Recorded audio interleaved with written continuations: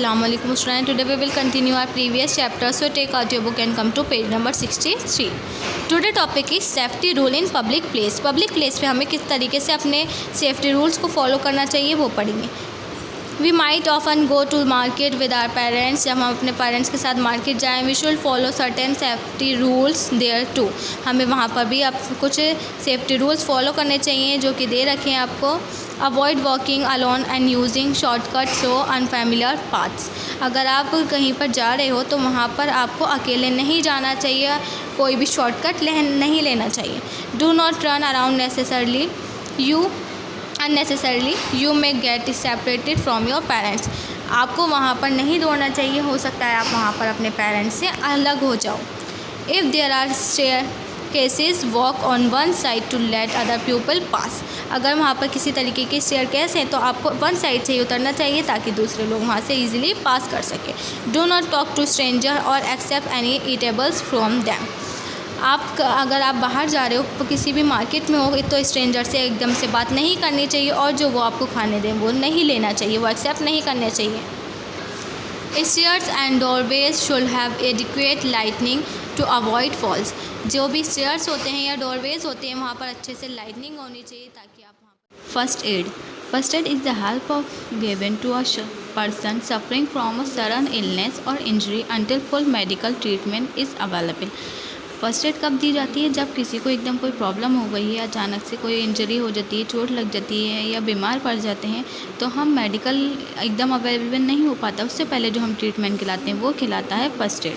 It is extend to preserve life, prevent the condition from worsening और to promote recovery. ये किस लिए करा जाता है? ताकि किसी भी इंसान की लाइफ बच सके और उसकी जो चोट लगी है वो ज़्यादा और गहरी नहीं हो. Here some first rules to follow. यहाँ कुछ रूल्स दे रखे हैं जिनको फॉलो कर हम फर्स्ट एड ट्रीटमेंट करते हैं. डू नॉट गेट फ्राइटेन और panicky when an accident take place. जब कोई भी एक्सीडेंट होता है तो हमें घबराना नहीं चाहिए और एकदम पैनिक नहीं होना चाहिए. Do not crowd around the person who is hurt और इंजर्ड. जिसके चोट लगी है उसके आसपास हमें एकदम भीड़ नहीं लगानी चाहिए. बी काम and make the victim comfortable, let him lie down. जिसका चोट लगी है, जो विक्टिम होता है उसको कंफर्टेबल जोन में लिटाल देना चाहिए. Do not try to give first aid to anybody if you have not learn how to do it. अगर आपको फर्स्ट एड देना आता है तभी देना चाहिए, ऐसे किसी को भी फर्स्ट एड नहीं देनी चाहिए.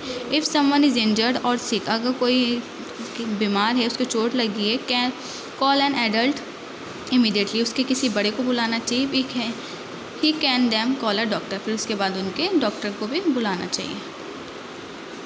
गिविंग फर्स्ट एड कैसे देते हैं? We should know how to render first aid for minor injuries. Some major are explain below. Wash your hand before touching the wound. जब जो भी घाव है उसको टच करने से पहले ये करना चाहिए, अपना हैंड वॉश करना चाहिए. Clean the wound with the cotton and water और कॉटन की हेल्प से उसको क्लीन करना चाहिए जख्म को. अप्लाई एन एंटीसेप्टिक क्रीम और lotion to kill the germs. उसके ऊपर एंटीसेप्टिक क्रीम लगानी चाहिए या फिर लोशन लगाना चाहिए जिससे जम क्या हो जाए, मर जाए. Cover the wound with the bandage. जख्म को बैंडेज से कवर कर देना चाहिए. If there is a bleeding a properly tied bandage will stop the flow of the blood. अगर ब्लीडिंग हो रही है मीन्स खून निकल रहा है तो क्या करना चाहिए, उस खून को रोकने के लिए एक टाइट बैंडेज बांध देना चाहिए. इन केस ऑफ वन, अगर कहीं पर आग लग जाती है, pour some clean cold water on the affected area or as apply some ice.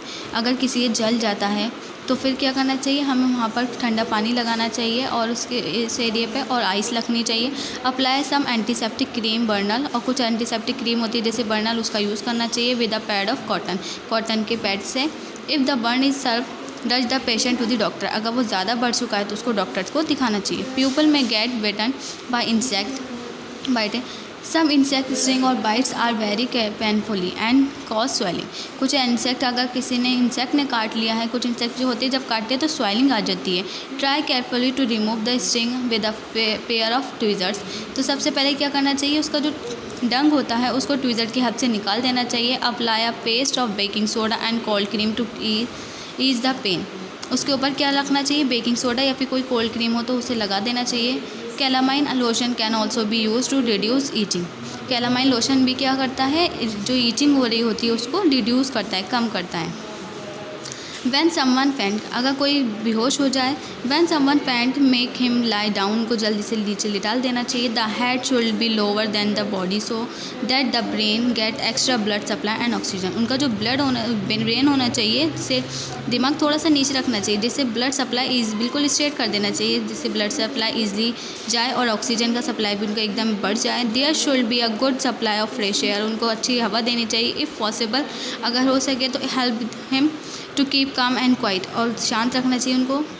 Late him rest for about 1 hour, half hour, और उनको आधे घंटे के लिए आराम करने देना चाहिए। Always keep a handy first aid box ready, और हमेशा अपने साथ फर्स्ट एड बॉक्स रेडी रखना चाहिए।